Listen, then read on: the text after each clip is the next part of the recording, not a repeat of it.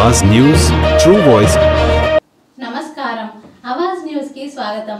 ప్రతి విద్యార్థి వివరాలను యూడైస్ పోర్టల్లో తప్పనిసరిగా నమోదు చేయాలని కలెక్టర్ టి వినయ్ కృష్ణారెడ్డి సూచించారు।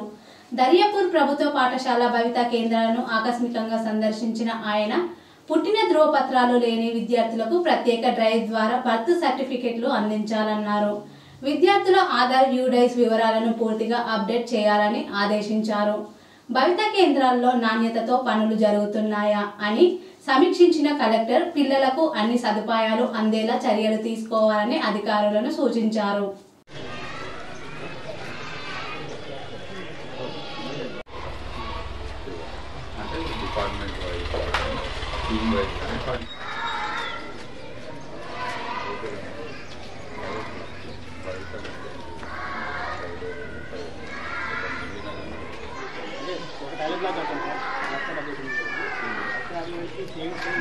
కొత్తది అనుకున్నారా?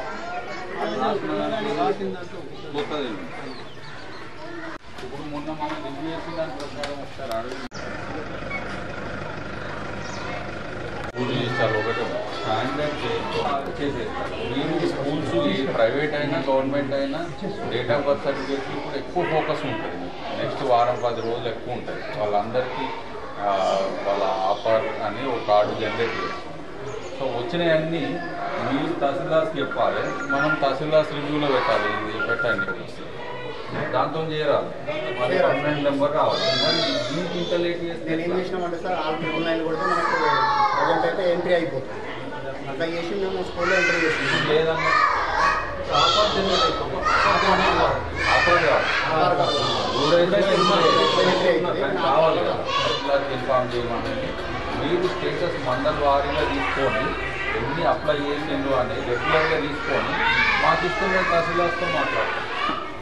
హెచ్ఎం ఇన్ఫార్మ్ చేయాలి, ఈ నెంబర్లతో మేము అప్లై చేసినామని। మీకేమో అప్సైట్, మీ దగ్గర అప్సైట్ ఇస్తే మేము వాళ్ళతో మాట్లాడతాం, సర్టిఫికేట్ తీసుకుందాం చేద్దాం। ఓకే 12 మంది తొందరగా బర్త్ సర్టిఫికేట్ తీసుకొని యూడైస్లో ఎంటర్ చేయాలి। 4-5 ఇంకోటి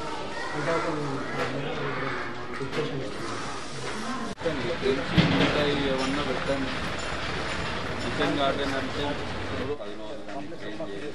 చేసినాక ఎవరి వాళ్ళకి తయారు చేసి ఇవ్వాలి। 2 నెలలు అయింది చేసేయండి, అవసరం లేని దానికి చేసేయండి। కొంచెం పార్షియల్లీ మనకి